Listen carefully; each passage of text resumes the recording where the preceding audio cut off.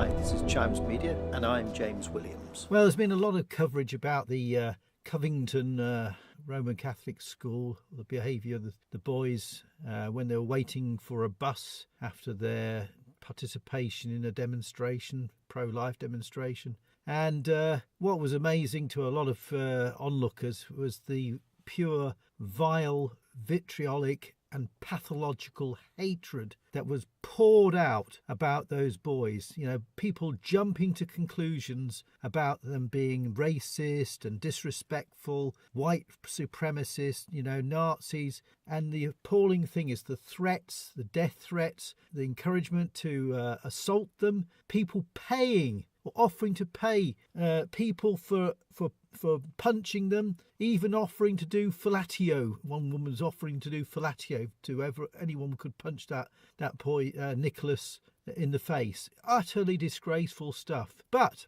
it is indicative of a number of things. One of the things I've written about is a subject of hatred. Hatred is an emotion. Hatred is a reaction to something that has affected you as a person, if you are feeling it. Now, hatred is not something you should suppress, but try to understand the source of it. And hatred, a sense that you have, and it detects the presence of what I would call evil. Now, evil, the desire to do harm, is either a response to the feeling of hatred is either a response to a real threat that somebody's going to harm you, and therefore you have a detestation of that person or thing, whatever it may be, or the evil is within you, in which case you wish to do harm to something or somebody else. Now, what it's done, this particular case, just happens to have been more highlighted than many others that go unnoticed, and it was well filmed as well. So it highlighted the level of hatred among those people who mainly like to think of themselves as righteous, self-righteous, upright, non-racist, all the rest of the complimentary and self-gratifying comments they can think of. But it's the undeviating malice that comes from it. They were threatening to do all sorts of things to those children, and they are children. Those are boys, those are children. You know, and they're jumping to conclusion, the Covington School and that stupid, was it Archbishop or whatever it is, who's in charge of it, condemning them as well. You know, what sort of a school are they? They should be supporting them, not condemning them without evidence, without even looking at the evidence. Absolutely disgraceful stuff. I just can't believe how it could be so awful. That Nicholas lad, he did a good interview when he was interviewed by the press, and you could see interviewers rolling their eyes. Have you got anything to be sorry for? Well, why should they be sorry about anything? They've done nothing wrong. Wearing a MAGA hat is not a hate symbol, except for those who are already bigoted anyway. It's not. It's a celebration of wanting to make America great. What is wrong with that? Why does it have to be laced with pejorative racism? Because you think it is. Because actually, in fact, the ones claiming that these boys are racist are actually the worst racist trash of all. Wanting to do harm to somebody who has done no harm to you and who has done nothing wrong is indicative of a problem that you have got. Now, considering the number of people, the thousands in fact, the outpouring of rage and vitriol against these kids is indicative of a very, very serious problem, a malaise. It's like a hysteria. It's incredible stuff, and we have got serious problems.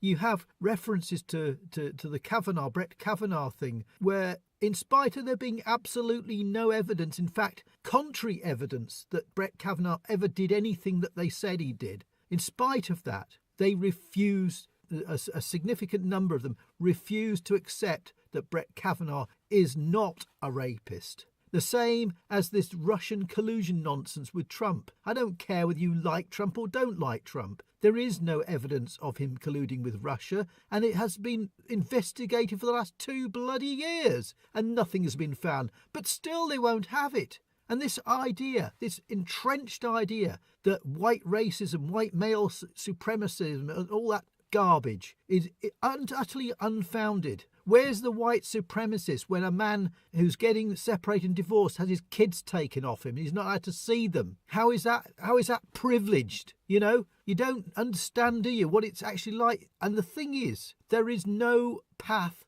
to a dialogue. You can't engage with these people. Sargon of Akkad has tried it. A few other people have tried it. These people are so set in their ways, there is no room to talk. And that is extremely serious. That means to say we have serious rifts and fractures through our societies. When dialogue stops, when the talking stops, then the fighting begins.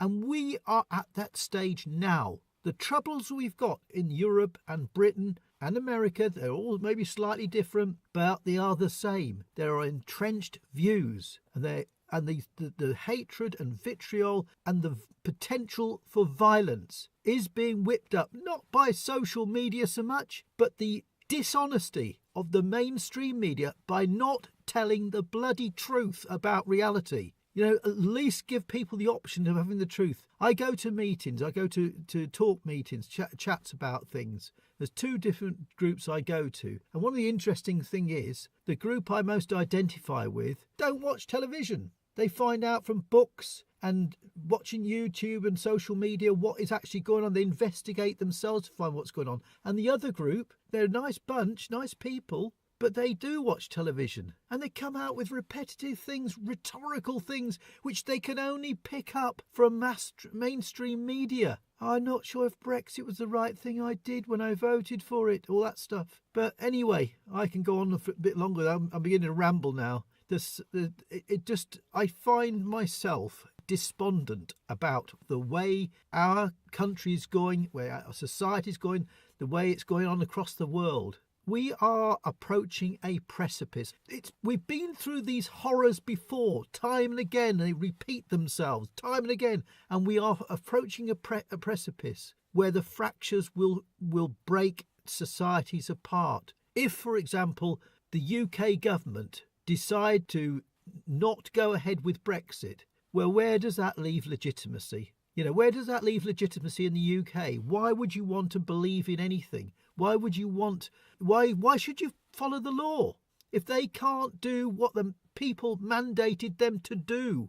With all the material wealth that we have, we should be in paradise. But I see crimes rising across my own city. In the last 6 weeks, I've had 3 criminal offences committed against my property. 3. You know, and I don't think I'm being targeted. I think one of them I was. It's happening across my city. The crime rates are going up.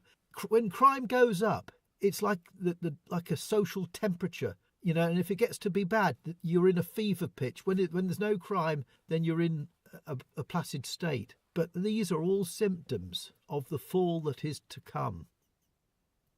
Thanks for listening. Until next time, take care of yourself.